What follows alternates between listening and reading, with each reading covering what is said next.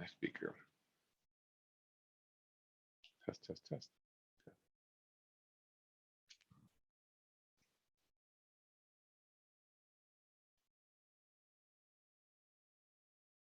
Can you hear me okay?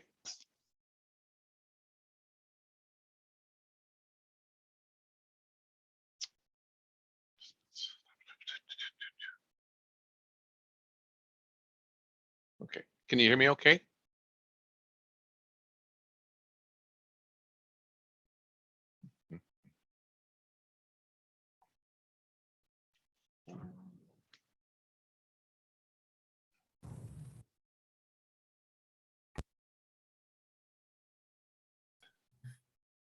It's recording.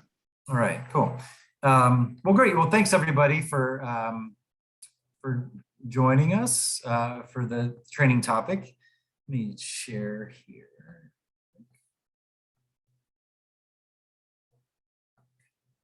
Oh, I think you may have to. I might have to. Allow me to share that. Yeah. There you go. And do you want me to copy that PowerPoint into the chat? Yeah, if you wouldn't mind putting those slides in there, that'd be awesome. And I'll do it. Okay. That's the handout. Okay, great. Great. So today we're going to talk about the training topic is discovering interests and motivation. You know, it doesn't say for work, and so I think that's cool. Even though I think in some later slides I typed that in, but I think that one of the wonderful things about you know, taking a holistic approach towards who people are and the role of work in our lives is I think understanding the connection between you know, who people are as human beings and kind of how that fits in with how they want to exist in the work world or how they want to, you know, identify with work, right? It's interesting. I just got off a training and I am hoping, you know, today I do want to, today is a little different, and this is an interesting topic in terms of it's a bit, I think it's a little bit messy, you know, because it can be I think it's less, you know, I think less, I think by definition, interest and motivation are highly individualized. You know, we're going to talk about common things that we see, or maybe some trends or kind of, you know, barriers or issues that come up as we go and how you work through them. But it's, before I came to this training, I just got off a meeting. We're working with somebody in Iowa who has a business, and we connect. My colleague Ashley connected him with a business coach, and this business coach lives in a van, you know, and is this, you know, my brain, of course, if you grew up on Saturday Night Live and Chris Farley, right? You don't necessarily have like a positive connotation with what living in a van, but it would be. But she called us. She made the choice, and she's a young person. She's probably in her mid to late 20s. I can upload it if it's a PDF. I'm getting there. Perfect. Yeah, it just take me a little longer here. Yeah, no worries. I thought I could click and drag it over, but I really couldn't. Yeah, I think you have to select and find it. But so it was interesting. This young woman, you know, comparative to me, she's an expert in business marketing, business operations. Her business is consulting with small business owners all over the United States. She's from Iowa, where Ashley's from, you know, where the small business owner is, and so they know each other. But she's living now on the Oregon coast, like somewhere near Eugene. And you know, she described it like she was looking for somewhere that's equal distance between the coast and the forest, you know. And so you know, I asked her a couple questions about it. But she made the conscious choice to do that because you know, she was feeling the pressures of I think traditional ideas, you know, of what work is and what growing up is. You know, she had mentioned she mentioned questions about starting a family and settling, all this stuff that she felt like, you know, didn't quite fit who she was. And so she made the conscious choice to kind of to do this, right? And I had asked her probably a dumb question about, there was a show that came out called Nomad about like people who are in like later parts maybe in their lives, and they choose to do that, to not have a place. But there's also like younger, she lives, her van is like awesome, and very comfortable. But she said she looked into like the small house kind of thing, if you know about that, which I've done a little bit of reading about that. But what she didn't like was that you're still tied to a place. And then she, excuse me. And then she brought up, when we're talking about this, like you guys have heard the saying, the Great Resignation, right? Which is, that's kind of the labor expert people's, their label for like what's happening with the labor market right now, where tons of people are quitting jobs and finding other jobs, or the people's relationship with work is changing for a number of reasons. COVID being maybe the impetus, or the thing that happened that then made all this other stuff happen. But it's interesting. I think that especially when we talk, and again, some of the stuff will be stuff we've covered in different trainings or COPs. Thanks, Bernie, for doing that. I think it's interesting. This is an interesting topic to me, because I think oftentimes, people's motivations or their interests just aren't traditional. If that makes sense, they don't necessarily fit kind of our experience, what we're used to, right? And I just think it's really interesting and wonderful, and I don't want to stereotype about any generation, millennials or whomever, Gen Z or whatever. But it's interesting, I think, that how people view work, how they relate to work, the role it is in their life, how it fits in kind of with their interests and motivation, how they want to live their life. I think a lot of, for her, she made the conscious choice, right? She was able to decide, I want to do this. I think, so she had some power, she had some freedom, some autonomy. I think oftentimes, we're working with people who may lack some of that for a variety of reasons, right? Where, she was trying to expand her options and not have limitations be imposed on her. And I think that sometimes the folks we're working with are, lack some of that freedom. Some of those limitations are kind of built into the way people's lives are right now. So anyway, I just think it's interesting. I think this is an interesting time for us to reflect, and maybe to be, again, not saying anybody on this call or training, nobody's closed-minded, or, just to tell you, one of the things that I struggle with, Bernie, I started this customized employment thing you sent me, and then I got distracted. So I got maybe 20, 25 minutes into it. I want to finish it. But one thing that the person that I've met her before, and I'm forgetting her name from the, oh man, I'll find it. But she was alluding to her, she may have even said it directly, but one thing I've struggled with was something she said in this, she works for, I think, Department of Labor, or no, Bernie, do you remember who the people were on that? Which round? I'm sorry. Attended a customized employment training. The customized employment one. The customized employment webinar that you had shared with Jordan and I. I'm sorry. That's all right. Yeah. I'll send it to you. I'll send it to everybody later. It's a great thing. But she was talking about something that I struggle with, which is sometimes I think work is viewed as optional, right? As a choice that people have, that we work with. And I've sometimes felt like it's talked about like a lifestyle choice to work or not to work. And I've struggled with that, right? I've struggled with how that fits. Like, what if somebody says they don't want to work, right?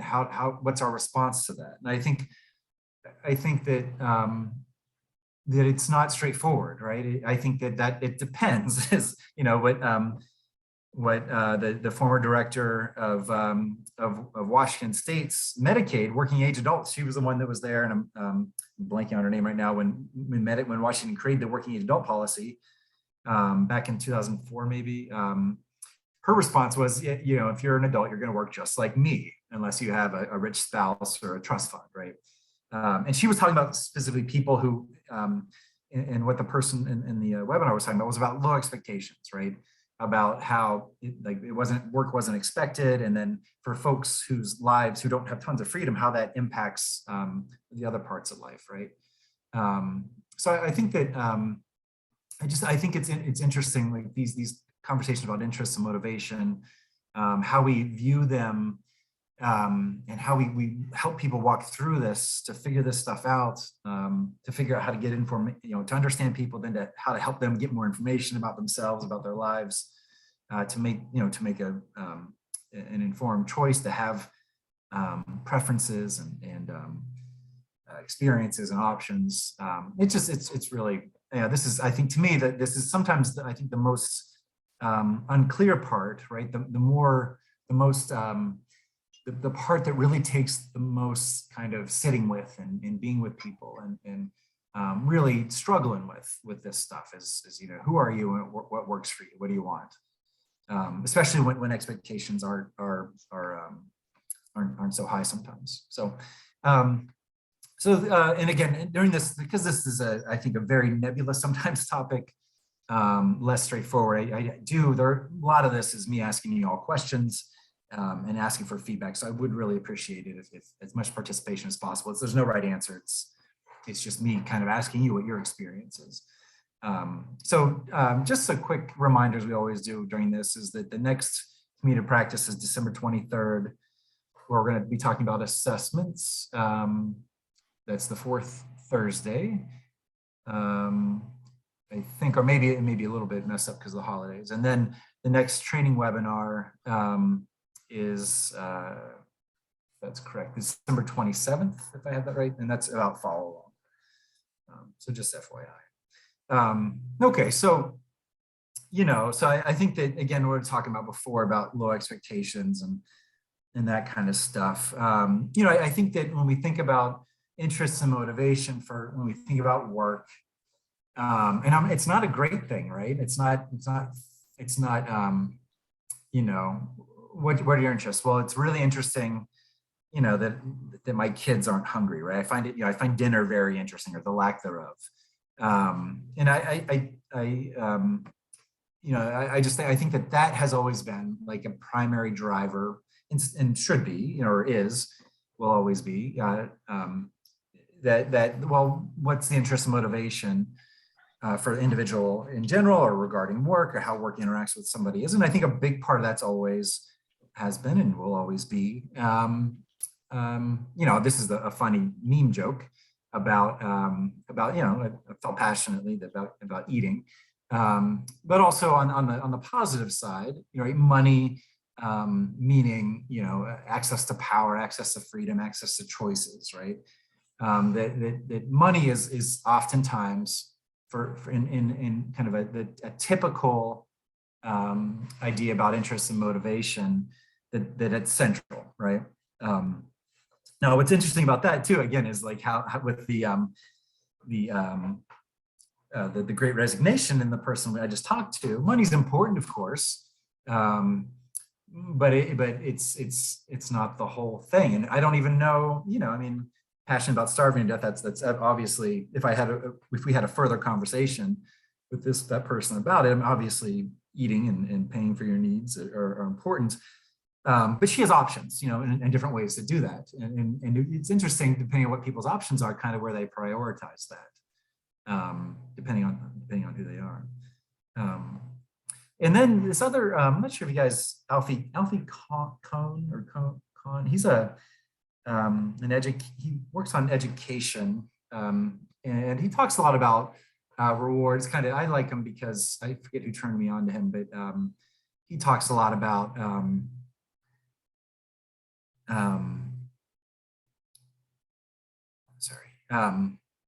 rewards and grading. It's a lot of like behaviorism kind of stuff that is, and so if we talk about needs, the joke, the previous joke being, it's interesting, or I've always been really interested in not starving. We're thinking about interest and motivation. So this study just came out this morning. I just saw this when I was looking on Twitter. But what they show is that the more autonomy people have, the less control that's exerted over people, the more people can, he says, this meta-analysis shows that more people, it promotes the less control and power over people, the more that they'll care about other people. They'll promote caring and generosity towards others. And so he says there's two implications there. When our needs are met, we're freed from being preoccupied with them and can be open to helping others, right? And I like the second one here, which is a little bit cut and it's a little squeezed together. I like his, and what he says, if needs aren't met, and then perhaps we have a hard time engaging with other people, right? Because we're focused on getting our basic needs met, right? Or other people controlling us. And I like, he calls rewards sugar-coated control, right? And so he translates it towards that, like towards kids. If you're always giving them, we're making reward junkies, or Dr. Gold, reinforcement junkies, I think he called that. Basically, he uses it in his line of work of, if we keep praising kids for helping, that makes them more self-centered, as opposed to like give them autonomy, reduce control. But for me, I thought, like, for a lot of folks that we're working with, when we talk about motivations and interests, we'll get to a later slide. I think that a lot of that stuff is built around, kind of our roles, our responsibilities, which a lot of them are tied to relationships with other people. Those we choose to rely on, and then have them rely on us, right? Where we have our where we are needed or necessary. And I think that oftentimes I see a lot in this work is that if people are receiving human services, depending on more or less the amount of human services that are involved, that people's basic, like, there are some pretty obvious core needs that aren't being met. And then typically the response to that, people are in their best way possible trying to communicate about those core needs not being met. And then it typically results in more control or more intervention, right? Decreasing people's autonomy to some extent, which then makes it hard for people to connect with others, I think.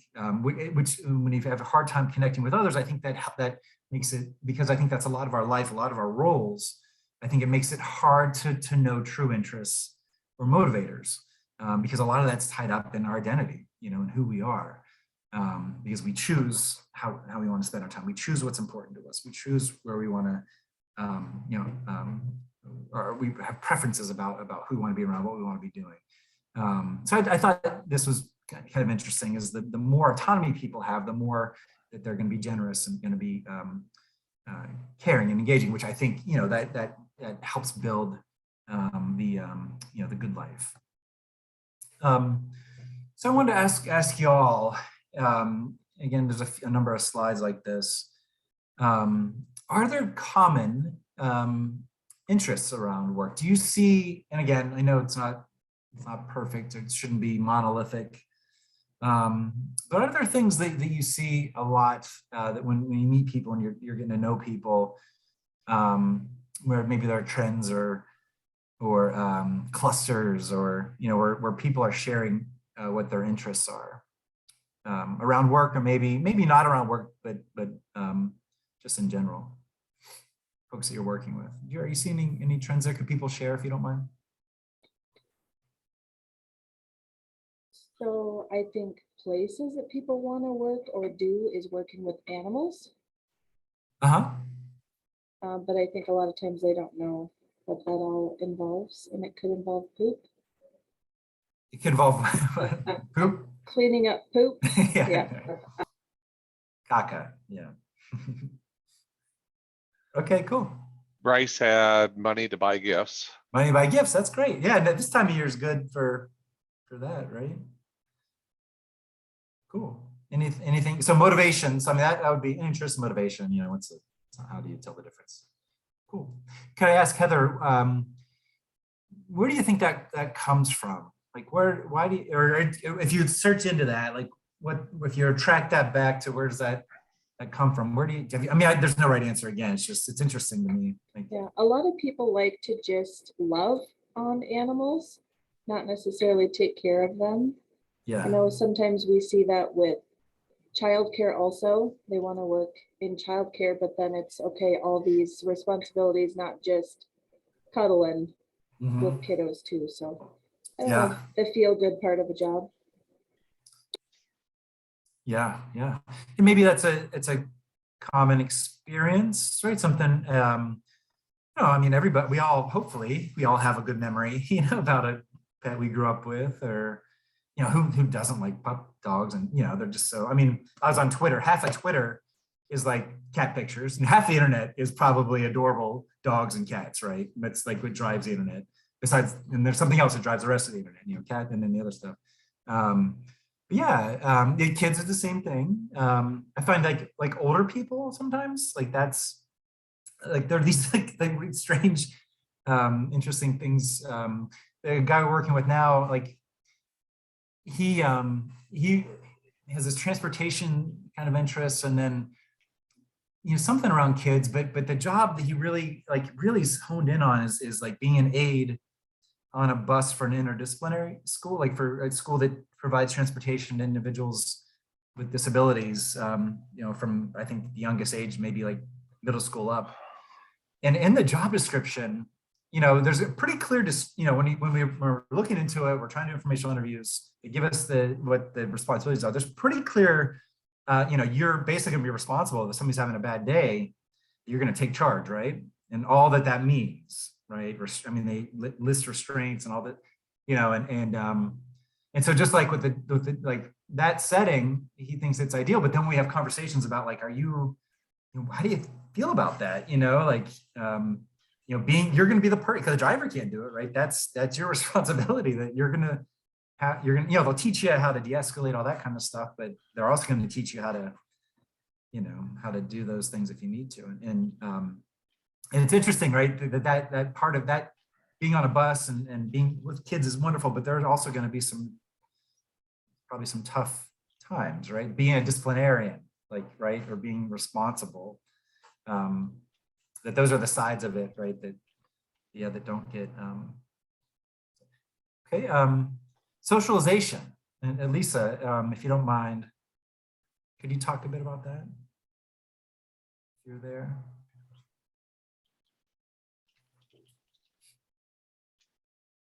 Are you there?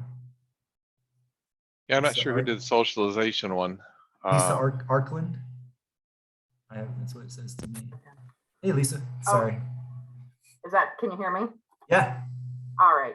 Kind of helps to have your camera plugged in. I forgot. Oops. It's all right. I have people who, just want to be out in the community for, socialization purposes and getting out of the house and feeling like they have a purpose. Mm-hmm. So that's always Right. important. Some people don't think about that, but Yeah. Cool. And I mean, that's really, again, like, I think that's a very common. I mean, it's very, I think obviously COVID has thrown a wrench into a lot of that, but I think just having relationships, being around other people, is critical. feeling like they're part of their community. I hear that from the same ones as well. Yeah. Yeah. Cool. I think one of the things too that we run into, the motivation is we run into so many people that are coming to us during a crisis. Their rent was due last week, Right. and the motivation is, pay their rent that was due last week or last month, and it's really hard to do interest areas and jobs in interest areas when they come to us, there's a job to pay the rent. And I don't know, Yeah. it's probably not so much with individuals working with community service providers, but I think, other people's we run into. Yeah. Yeah. And I think that's, I think it's interesting, right? That I think that those are valid reasons to go to work, because I got to pay rent, I got to buy food. And sometimes, Dave Hammis once told me that like sometimes people just need a job, like rehabilitate, what we typically talk about when we talk about rehabilitation, it's probably not the appropriate services needed in the immediate, right? Right now, right? They need a job but then you're kind of caught in between the well, we understand if you just get a job, it's probably not going to be the best job, right? And we understand that we need to have some time to look into that. But if somebody's in a crisis, I think that the interest motivations are likely to be obscured, because you're gonna have a really hard time, I think, getting to know people when they're in crisis, because the primary motivation is going to be stopping that, right? Ending that crisis. So how do you, so we're doing in a couple of other projects, we're having this thing where somebody is in that state, in that position, and they need to find a job. How's that handled? Like in terms of, well, is it possible to help the person find a job, and understanding that maybe we won't be doing much there, but they're going to do that, and then we can continue the process at the same time. Does that make sense? I don't know who the best person to answer that. I'm gonna Bernie or- have one of the counselors answer that, because they're the Okay. ones that deal with that. I seen Mike Hagan, I seen Ann Fortin on, and Oh, there. Well, and actually just kind of reply. And would you mind? Yeah, right, Maz. Do you mind talking? Ann? Sure. Yeah, we run into that a lot, and so we draw the triangle of Maslow's hierarchy of need, because why it's not healthy to shoot for that dream if you don't have a stable foundation. So yes, at times Right. we have to just focus on a job that's going to resolve that crisis. So then, as they then kind of adjust and adapt to this job and resolving crisis, then we continue working on, as VR counselors, continue working on, opening that door so we can talk about interests and values and goals, and kind of creating those long-term goals versus short-term goals. Very cool. Great. And then how are you?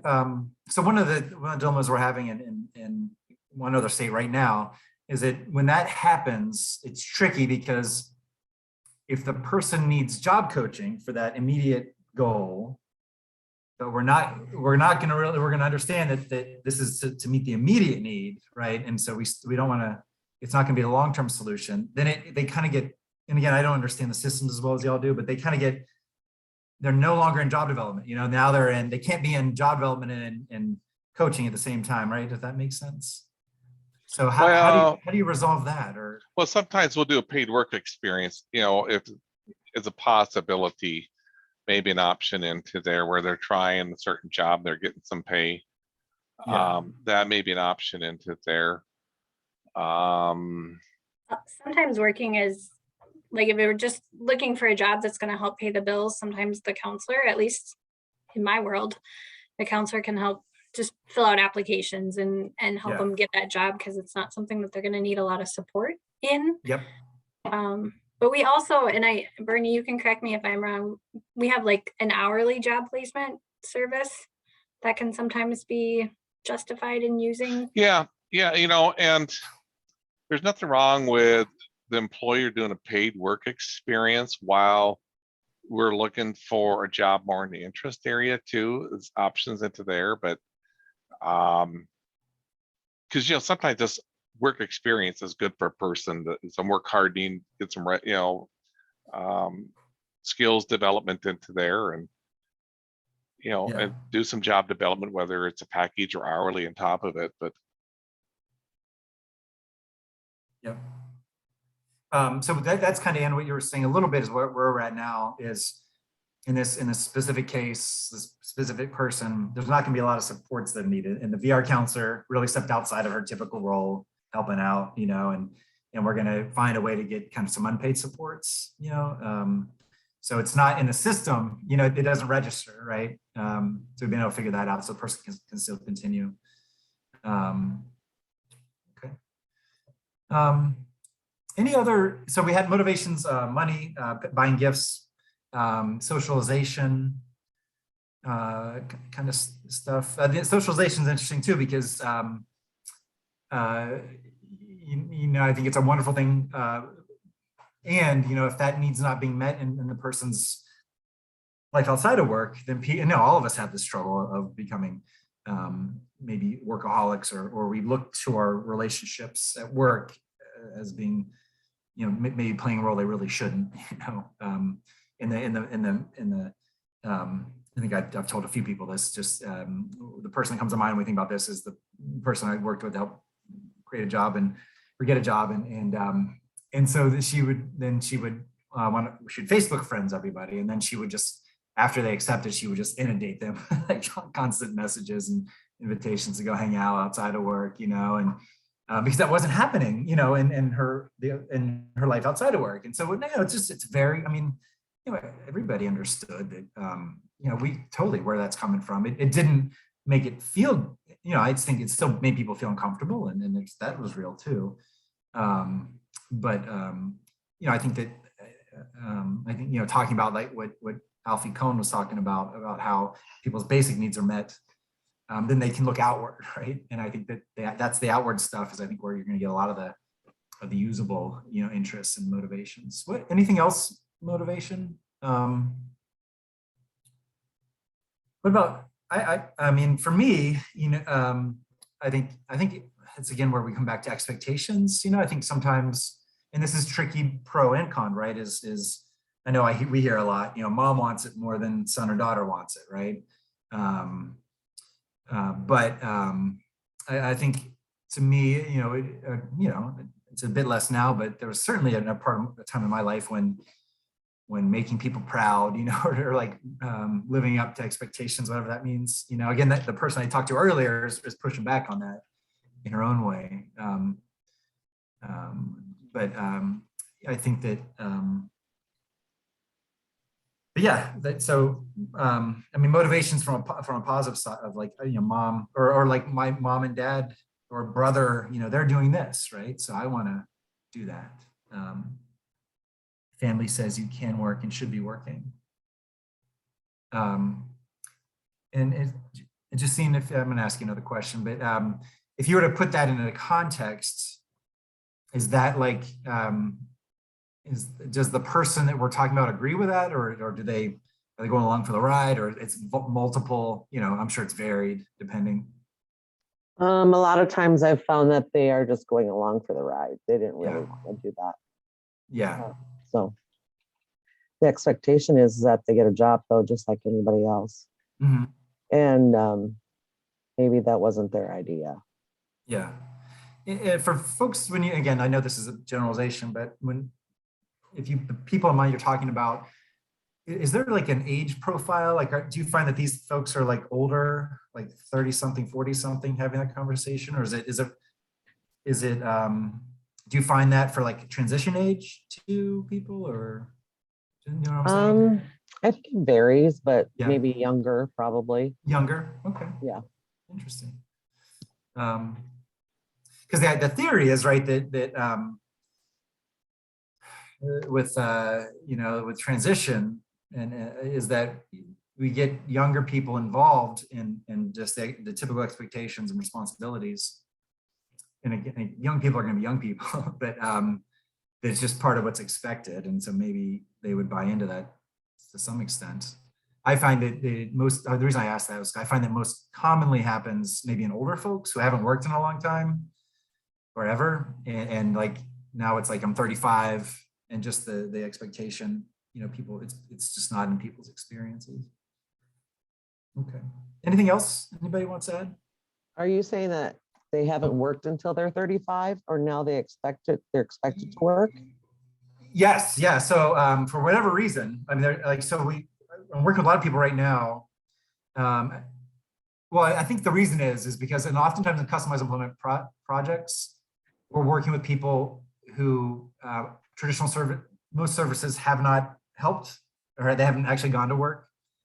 So like, that doesn't mean that they haven't tried. It just means it hasn't been successful. Is that what you're saying? Yes, and I guess what they haven't been involved very much in like personally, first person involved, right? So there's been a lot of placement stuff where there's a job developer doing things, and it's been some time maybe since they were in high school where they were like actually physically involved. Maybe they've done some classes and stuff. So yeah, it's not the person's fault. Like, it's just that they haven't been actively engaged in a process that's kind of expected them to be like present. And does that make sense? Yeah. And so, yeah, so then you meet them like at 35 and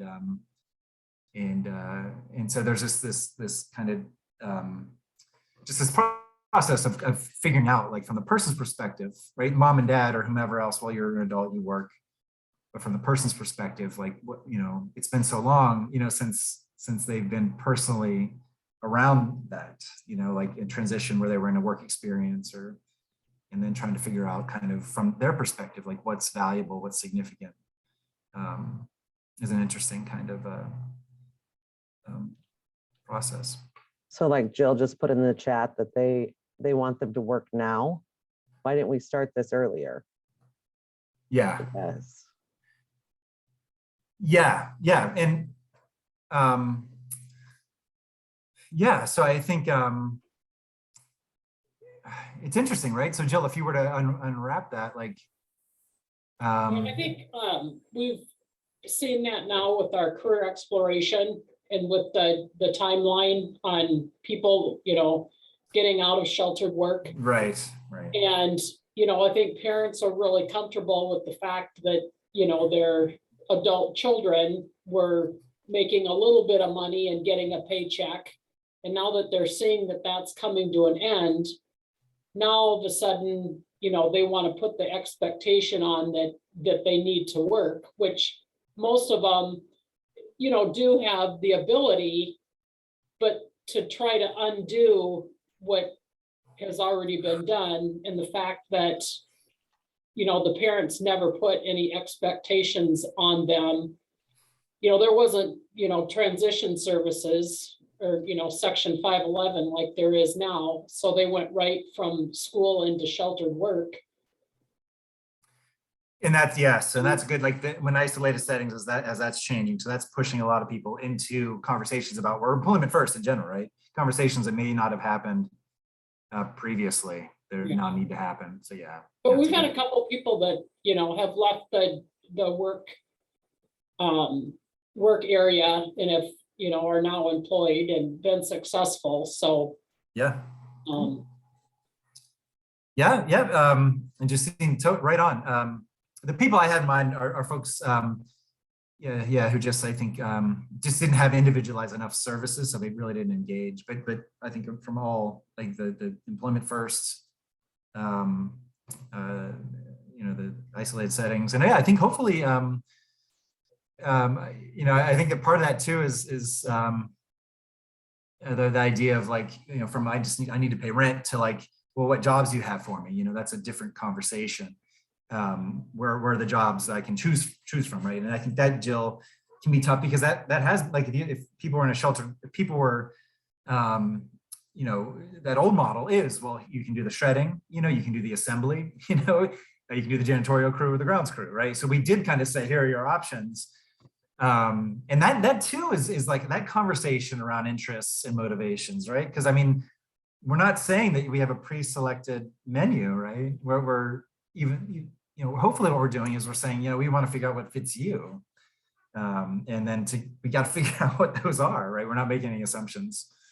So yeah, so that I think that all points back to the same place. Cool. Oh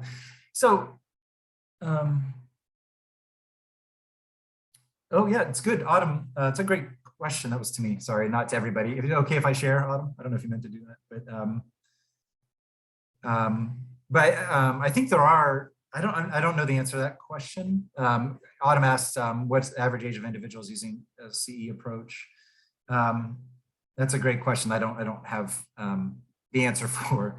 In a lot of our projects, they're a bit older because again, it's folks, if they're with BSBP, we're getting a lot of, and again, people in mind, folks with vision impairments or folks who are visual impairments and also hearing impairments who, I think that approach is by definition, you know, there will be accommodations, right? They're customized employment. So I think that in some of the projects, we're seeing people who other approaches haven't worked for. So they trend a bit older.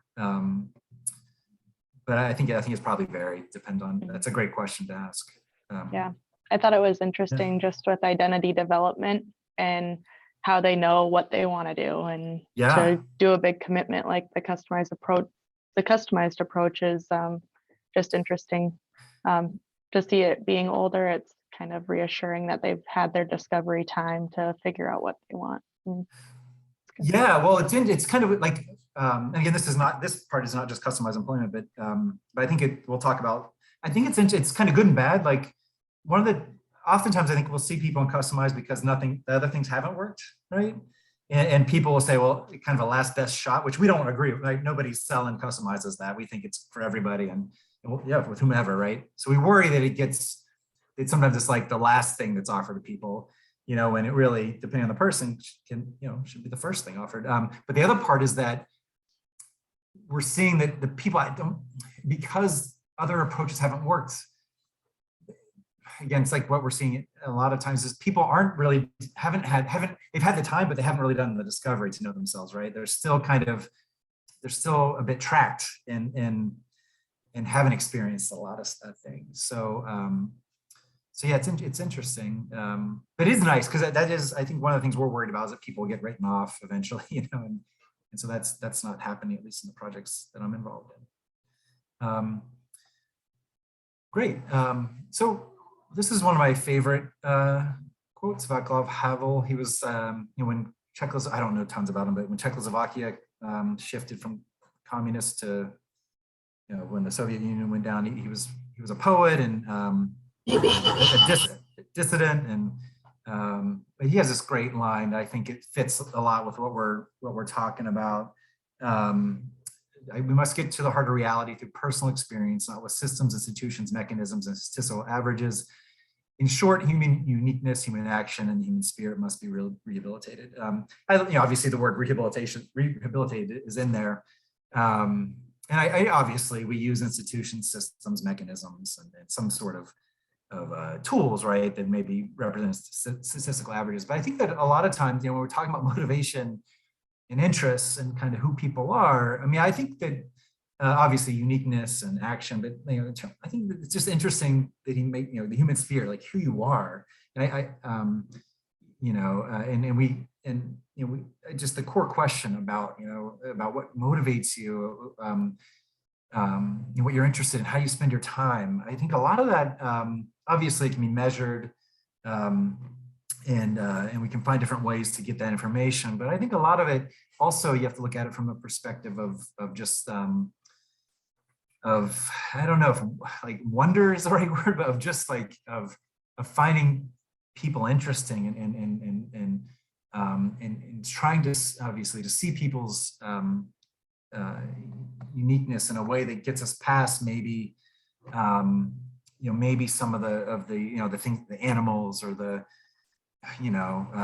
cleaning or the shredding, the stuff that we're maybe presented with, the limited options that people been presented with, that when we get to know people, it's not just going to be status quo reflective of who people are, or who people have had the limited experiences to become, right? That hopefully we're finding bits and pieces of evidence to pursue maybe interests or motivations that the person themselves hasn't had tons of time or the freedom to look into, right? That there are going to be some kind of shoots, some clues that will lead us to help the person explore areas that perhaps they haven't been able to look into with a lot of depth and detail. So what I want to ask folks is, what are some ways, I guess for just both of these, like how do you, when you get to know, or you get referred, or you get, so there's somebody new that you're in employment, what are some of the ways that you find interests and motivations? Like how do you find that information?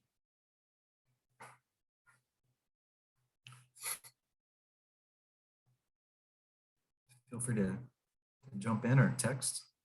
I'm gonna pick on Mike Haig. He's got a good way of doing it. Is he on there? Okay. Mike, where you at? Mike, are you there? Hey. This photo is.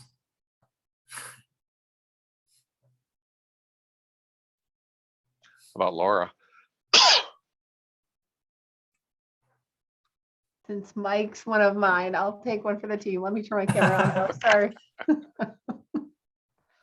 Russell, can you say the question again? I'm not sure that I understood. Oh, sure. Yeah. Yeah. How do you, I'm just like, so if the topic is discovering interest and motivation, and obviously I'm partial to the word discovery or discovering, which just means to learn or to have something revealed to you. How do you, what are some of the ways that when we get to know people, what are some of our tools, our approaches, our methods to find out what employment seekers, what their interests and motivations may be?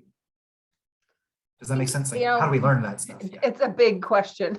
Yes, it is. Totally. Sometimes people are referred to us from, say, the CSPs, for example, and a lot of those other connections that they've built and had for years within the CSPs, whether that's staff in the home or family or friends, case managers, they come in with a lot of background knowledge of that person. So the hope would be that, the VR counselor on our side, before they get back to the providers, could gather some of that information and, then come up with that big picture and, potentially that profile and be able to then share that information back with providers.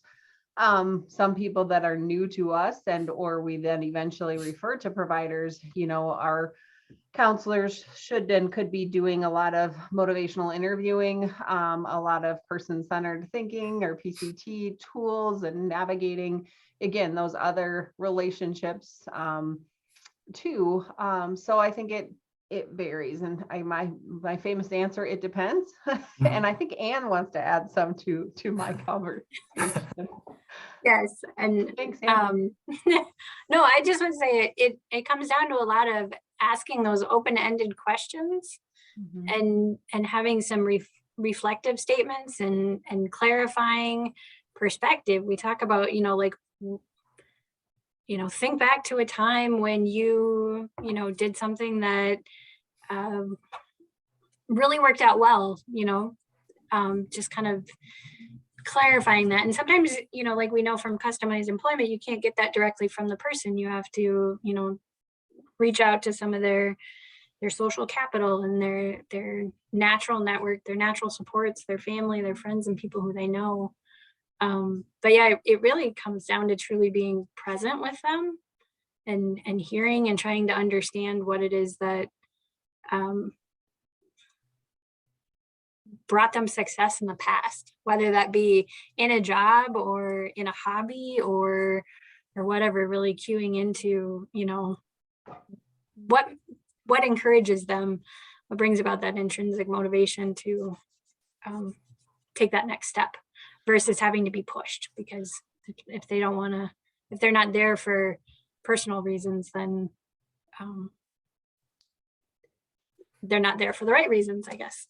Well, the reason I was picking on Mike, because Mike I know has a scale on his upper file cabinet on that 1 to 10. He does a lot of how important is working for you. There's Mike. Someone must have. Yes. he was on a phone call. Yeah, so you can see the little scale on his up behind his shoulder there that he uses a lot and stuff to, a person says they really want to work and, you start asking a question, how important is this to you? And I'll let Mike talk since he's there.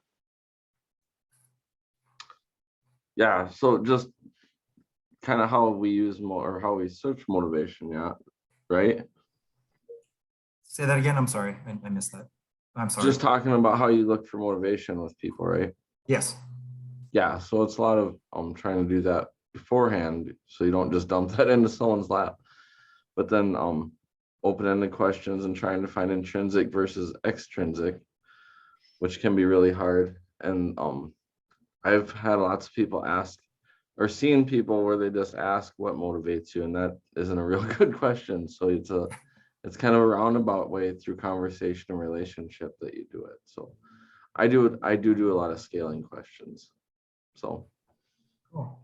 Do you have like an example? Do you mind sharing like an example or two of the scaling questions? Would that be okay? Mike, sorry to put you on the spot. So like I guess one that comes on a pretty common one is we might start talking about work and then say like, So today, how important is it to you that you find a job in the next 2 weeks? And then they might say, I don't know, like a 6 or a 7.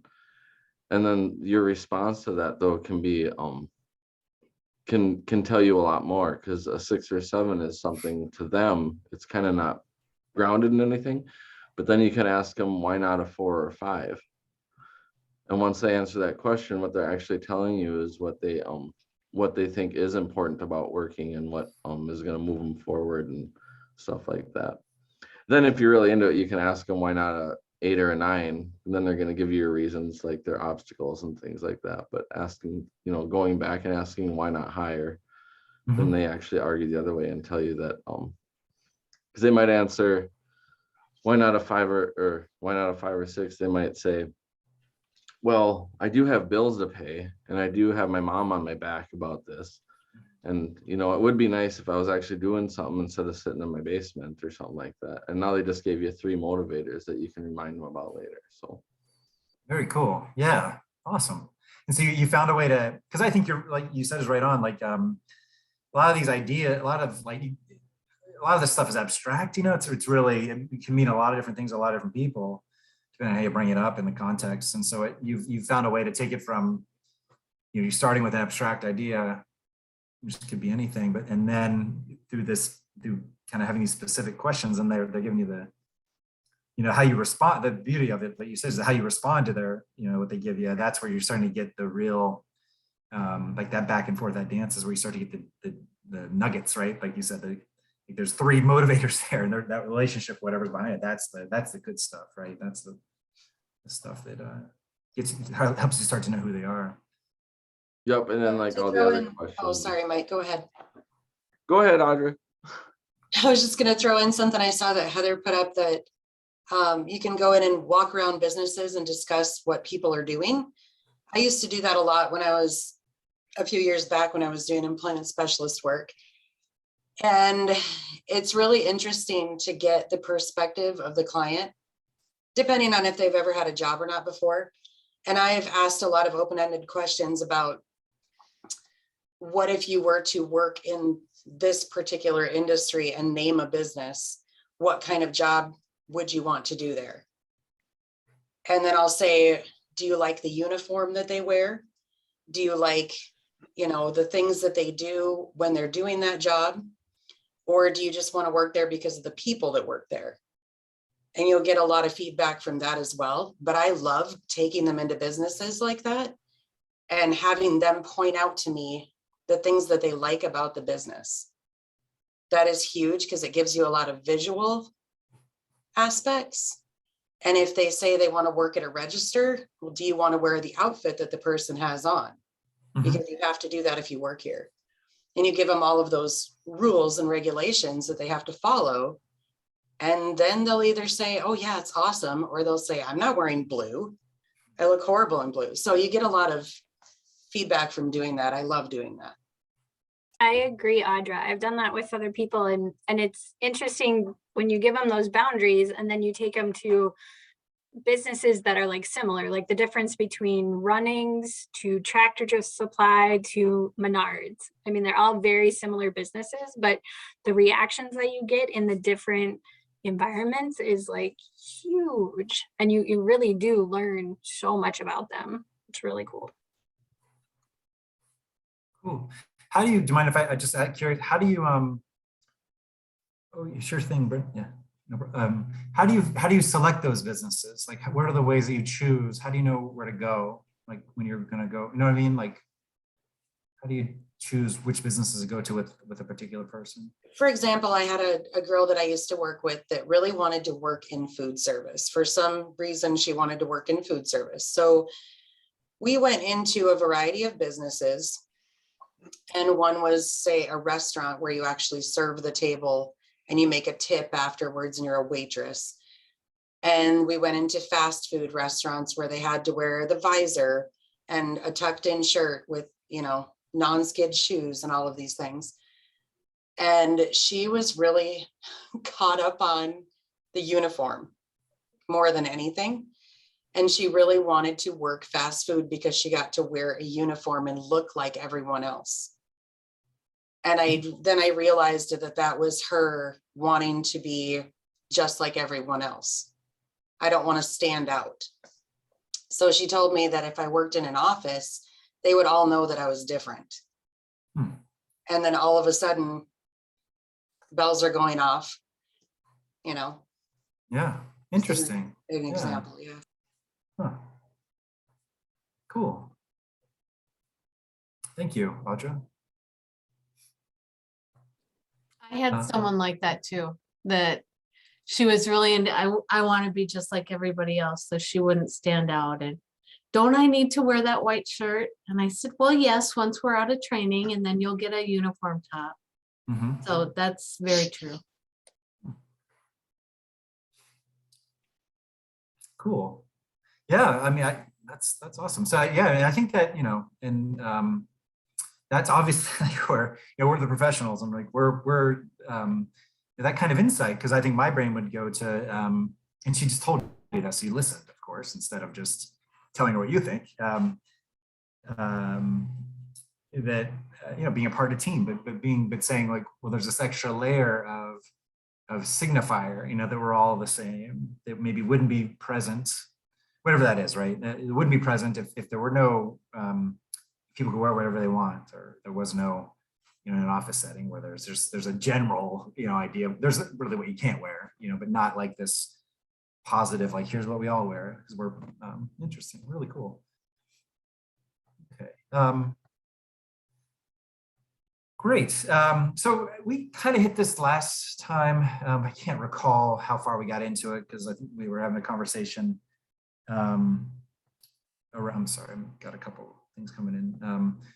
I'm just curious again, and this is something instead of me talking at you and teaching, I think this is, I'm just curious, if we were to think about motivation difficulties, or, you know, barriers, I guess, that come up before employment and after. I'm just curious if we talked a bit about, but if somebody could talk a bit about them, and then kind of the good reasons that people have for them, right, from their perspective, even if we don't understand it. Like, what are the motivation difficulties, the stuff that come up prior to employment that people have, and what are, from people's perspective, like what are the good reasons that they tell, from their perspective, that they tell you? So for instance, you know, before employment, I think I told this last week, is that one thing that comes up often is a fear about benefits, how benefits are going to be impacted. That comes up quite frequently. And even though, you know, it's as somebody who knows benefits, you know, we can help you look into it. And I think that's a good reason, right? Even if it's not in every case, like, you know, people are afraid they're going to lose their benefits if that's not factual or true from their perspective, based on what they've been told in the past and how they've experienced systems. Then yeah, I get where you're coming from. Does that make sense?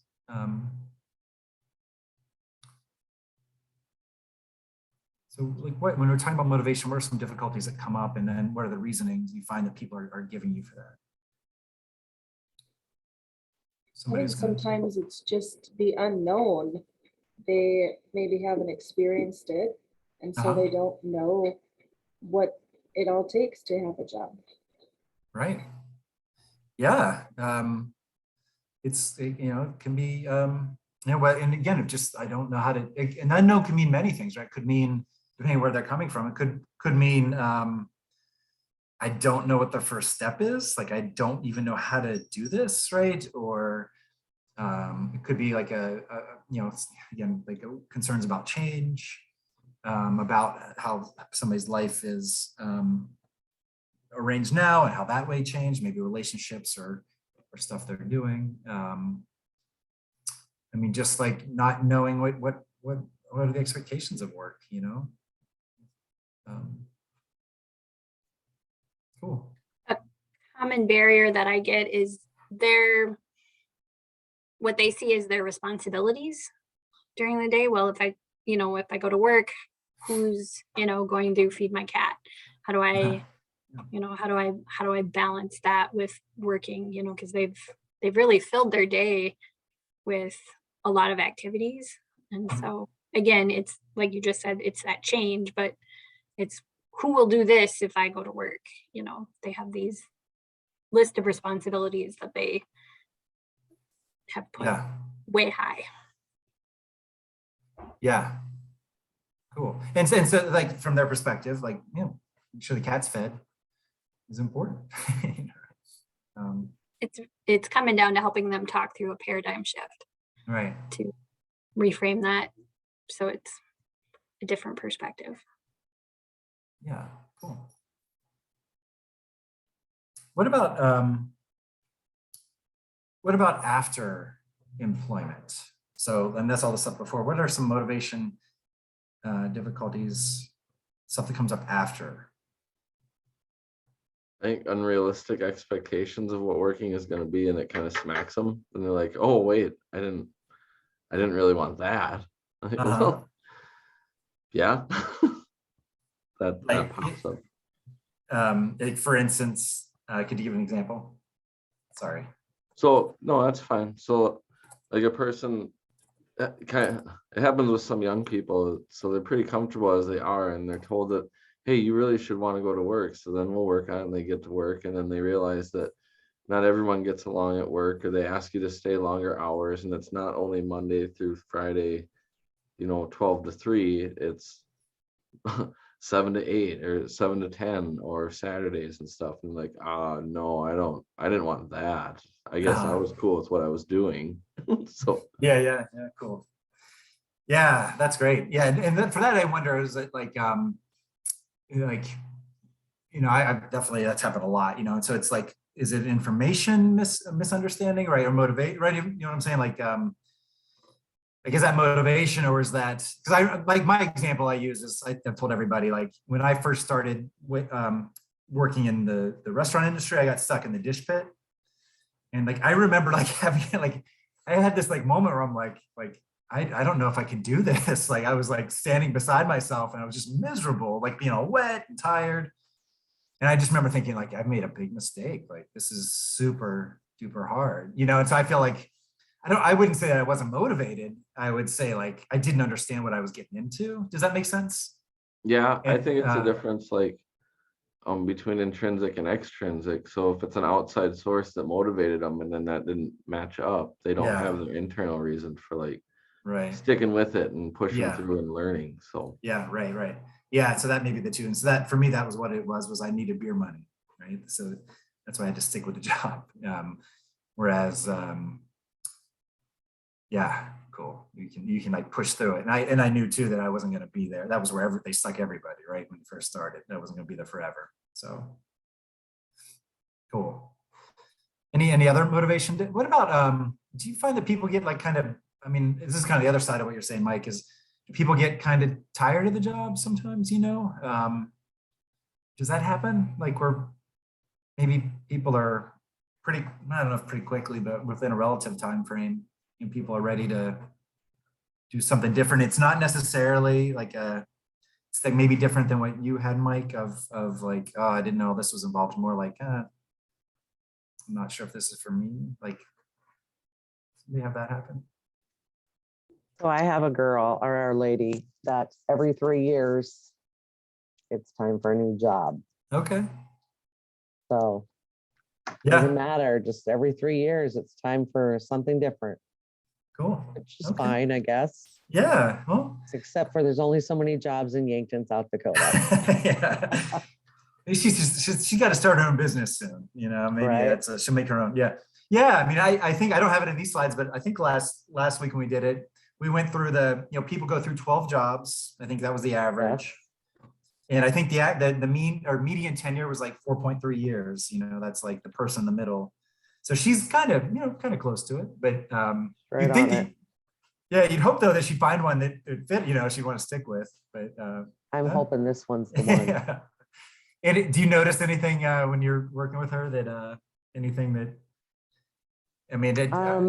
she's just really a social person, so I think she gets tired of not really the job she really wants to do. She would rather socialize all the time. Yeah. So. Cool. Okay. Great. Cool. And we'll go to interests next. But what, are there anything, like, I think a lot of this is like you're saying, Mike, is, and others about, open-ended questions, being a good listener, motivational interview. It's stuff that requires that we don't make judgments, right? That we're not God,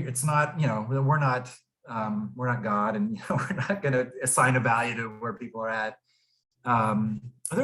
But we are still humans, right? We are still people who have biases and have we're not perfect. Is there any, I guess, like for me, if I were to say for me, like I still struggle, and I have to find like those space, like that's why, like I have to, like number 1, number 2, and number 3 and 4 here are important. That that when there are difficulties, it's important to me to be able to do my best. Of course, we're all flawed, but to do my best to see things from that person's perspective. And over time,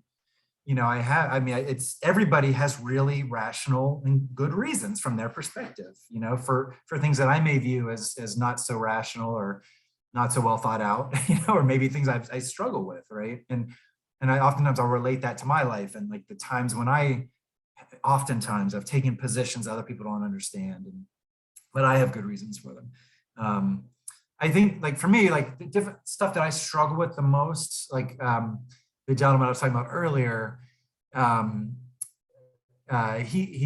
struggle a bit, like he's not doing much from my perspective, this young man, or he's young compared to me, he's like in his early 30s, and hasn't worked tons, and he says the right things, but like he'll just struggle kind of showing up sometimes, like and I'm consulting, so that I'm working with somebody who like he just he won't follow through sometimes,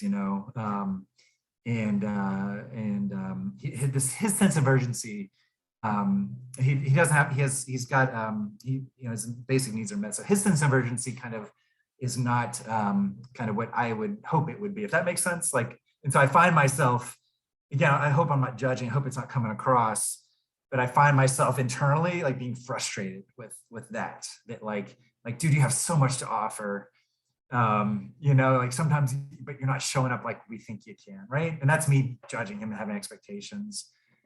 So those are things I struggle with sometimes, like when people aren't as motivated as I am, maybe for them as I get to know them. I don't know. And so it's important to me to hold on to that. Are there any motivation, like for y'all, that you feel like are hardest for you to grapple with, right? Or does that make sense? Anything that anybody struggles with that's hard for them to, motivation difficulties?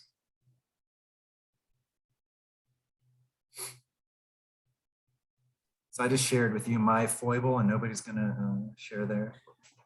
At the moment, I have someone that I think is really hard, because I really need them to kind of change, like see that they're not getting what they want out of interviewing. Mm-hmm. And they're like, well, no, I'm not gonna lie, I'm just gonna answer the way I answer these questions. And like, so everything Right. I've tried so far hasn't worked, and I don't want to be like, you have to, because that's a really important value to them. But yes, yeah, that's hard. yeah, that's and that we just went over, like, so there's somebody else, it's like, you're not lying if you don't tell the whole truth, right? Like, they don't need to know the whole truth, or they don't need to know everything, right? Yeah, that's a tough one. Yeah, cool. Also, I sometimes too struggle with, when I just want to go get a job, when somebody's perspective of what it takes is maybe a bit different than kind of my view of the path, and I think struggling when you again, none of us are God, but when people, part of what we do as professionals, I think, is we have some experience, and we want to help people learn from our mistakes, or learn from other people's mistakes, so they don't make those mistakes, but when people are just going to make those mistakes, and they gotta, that's again, Carrie, people don't argue with their own data, and there are sometimes, and health and safety, of course, is outside of that, extreme needs, but there's sometimes when people are just going to need to make their own mistakes, to learn and to set their own course. That's tough for me too. So cool. Okay. What about, again, interests, difficulties before, so this is motivation, interest before and after employment. And then, good reasons for one, good reason for two. I think an interest difficulty that will come up, I struggle with, is a narrow view of what people are into. I think we talked about it before, of just these, I don't want to call them stereotypes, but there are these trends, that we see that depending on a person's background, like, so for instance, like, just happens so often, like people want to work at a library, and that's cool. I love libraries and stuff too. And, but one of the reasons I found, is that it's a free space that people spend time in. And oftentimes, any kind of programming they've had, it's a place where you can go and they're welcoming, which is awesome. But creating a job there, getting a job there is much more difficult. And so just curious, any interest difficulties before or after employment that you're bumping into, and good reasons?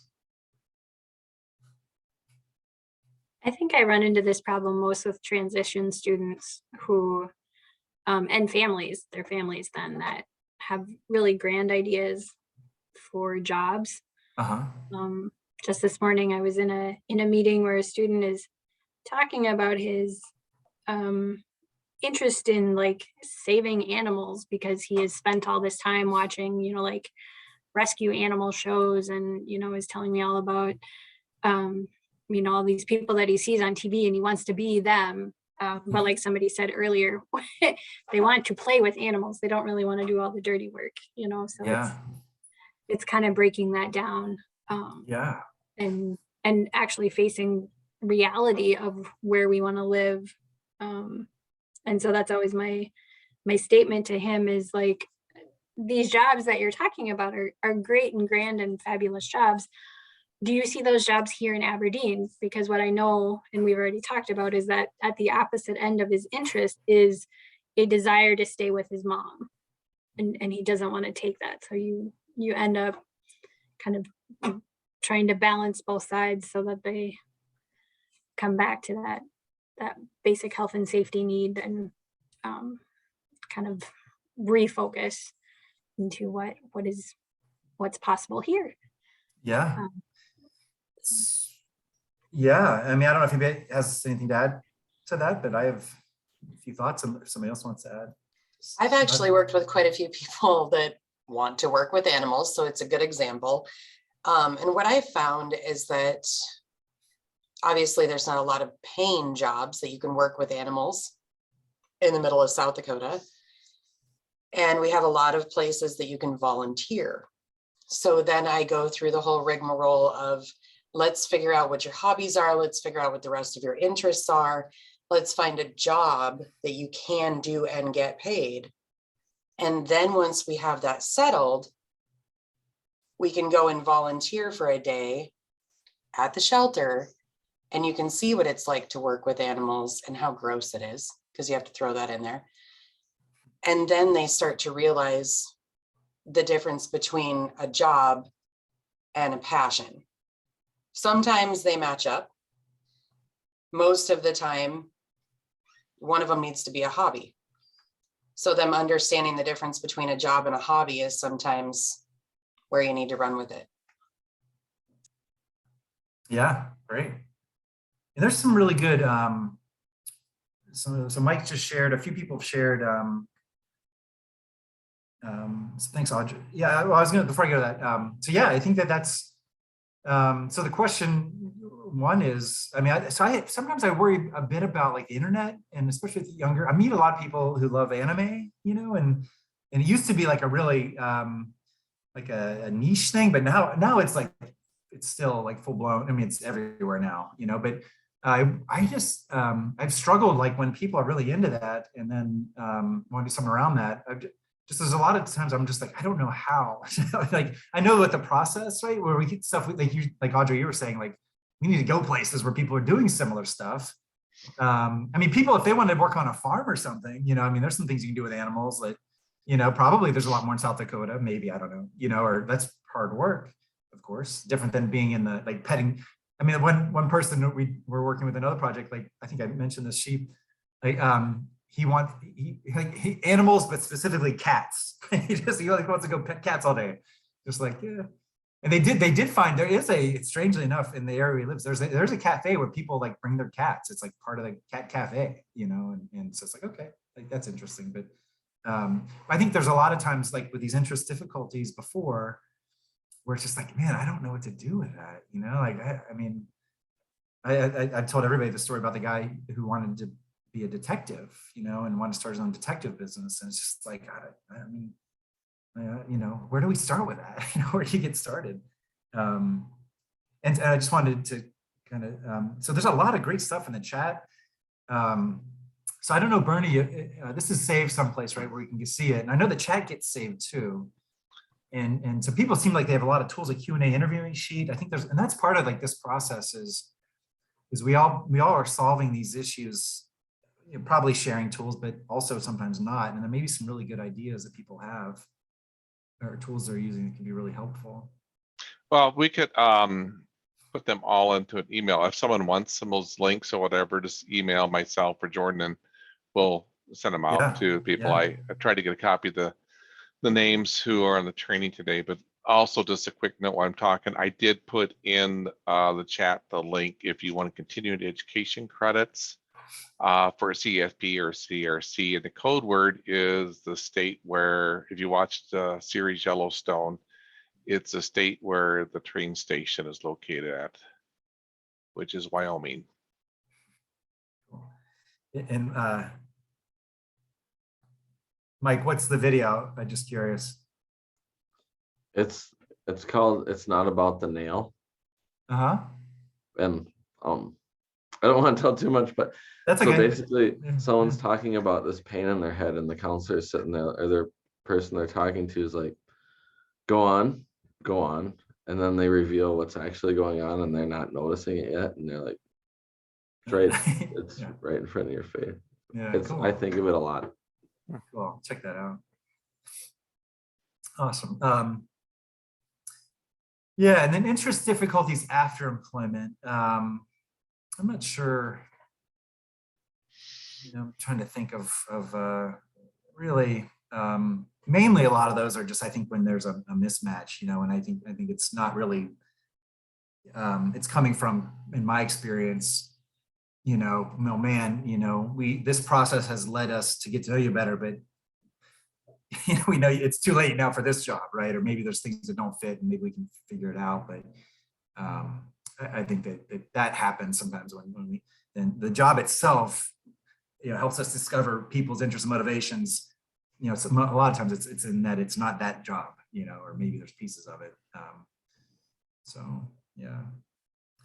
And then, you know, interest difficulty is hard for me to understand. I think some of the solitary stuff, you know, I really struggle with. And again, I mean, I don't enjoy people all the time, you know, or maybe even often if they're not my family, but it's not like I do struggle. I just with the isolation, you know, of people off, and not that it's their fault or blaming anybody, but just like mad at the world kind of thing that sometimes that, you know, when there's people you meet and, you know, we're taught to see the best in people, right? And it's not hard, it's there, right? We're not making it up. We're taught to look for what works. Everybody's been saying that, Mike and Ann and Audra and Autumn and everybody else. And to try to find that, right? Find what works, right? When you were in flow or when something was really good, right? But it can be, I guess, and I don't know if I guess it's not really interest, but somehow that people's, you know, how they want to spend their time or how they're spending time hasn't not helped them, whatever they're interested in hasn't been used to connect them to other people. And so that whole thing of like, you know, you get to know somebody and they're really great, and then you just kind of get angry that the world hasn't seen it or they're not seeing it, you know, and that's something I struggle with. Okay, well, we're running out of time. I'm just going through the last slides. You know, I just, again, this is discovery, customized employment, and this is not focused just on that, but I think that that I do think that I know that we talk a lot about in customized employment, who are you? Who are you? That's kind of the core question. It's almost like, who am I? Like a Zen Buddhism kind of question, or it's like any kind of great spiritual kind of like wonder, like what is going on? But I think that that's the core question, and it's not who are you? It's not who you will always be or forever be. It's like right now, who are you today? Right, and where are things headed? Where's the arc? Where's it going? What's the story, right? What's the story today, right? And a story, as we've talked about in other slides, is about what's memorable and significant, right? The meaningful stuff. And I just think that and all of us know this, but Zorba, the Greek, they have a line of the guy, I think Zorba says, somebody asked him about his life, and he says, "I've had the full catastrophe," right? And it's a beautiful line, I think. Is just like that's what life is kind of this mess, that we're trying to. I mean, it's wonderful, it's beautiful, right? And we don't love all of it. We love the things we love, but it's messy. And I think that sometimes I think that the complexity of messiness, and of not being clear, of not knowing the next step, compounds. That's compounded onto like the complexity of disability sometimes, and marginalization, that maybe, we have this tendency to want to simplify things. I don't know about us, but just in general, we want to have the answer or just have a couple. And I just think that as we're getting to know people, especially at the beginning, we do have to find a way to package things so that to translate it to people, to new people. But I think the beginning of trying to find this stuff out, I think we have to honor the full catastrophe and all the messiness, and all the contradictions and complexities. That I think if we try to simplify things at the outset, when we get to know people, we'll miss a lot of stuff. And so, just again, understanding motivations and interests. Just the two, again, this is a slide from a previous training that, this is my view. This is not scientific, but, standardized testing, I think, because, I like what Mike's, it's not just a decision tree. You're saying you have like the scale, and you have a response, right? It's a dialogue really you're having with people. It's like this dialogue that you've set up to help you get to know people, and so it responds and respects like who people are, and you all know what people tell you until you talk to them, right? So you have a process to kind of dance with people and do that. And so I think that standardized testing doesn't really do that as much, right? It's like hopefully it'll have some kind of response or reflection, but used in the way it's used in the most standardized way, it spits out an answer or an approximation or an interpretation and tells you, probabilities maybe. Whereas on the other end, I think like discovery, I just think that because what discovery makes you do, it makes you not just talk to people on the phone or about their relationships and what they do, but it actually makes you be in those spaces with people. It makes you meet, the important people, mom and dad, the coach or the pastor or the neighbor. Makes you spend time with them. Makes you spend time with people in familiar and unfamiliar settings. It makes you talk to businesses and spend time, like actually in person, hopefully, if COVID's not messing us up, and spend time with businesses. So I think that discovery must happen like that. So I think that's probably you're going to get the most understanding. Just means the most information, really, and you're more likely to get accurate information. And we're running out of time. But I just think that when we're looking at identity and our interests and motivations, I think a lot of it's wrapped up in identity. I just, again, I think this gets back to kind of how people are involved. I think that the more people's lives are something that resemble a life that we know for ourselves or that we want for people that we love, I think that the more familiar it is, the less effort it'll take to access those motivations and those interests. And the more that people's lives are different in terms of roles and responsibilities, relationships, I just think that you're likely probably gonna have to do a bit more digging, right? To really understand like what's that about, or what's this mean? And it may not be clear. It may not be clear to the person necessarily because they aren't having these experiences or responsibilities that we have. So I think that a lot of it, in my experience, like the more that people are involved in these roles and relationships, they have places where they're necessary, where they belong, that are kind of ordinary or typical.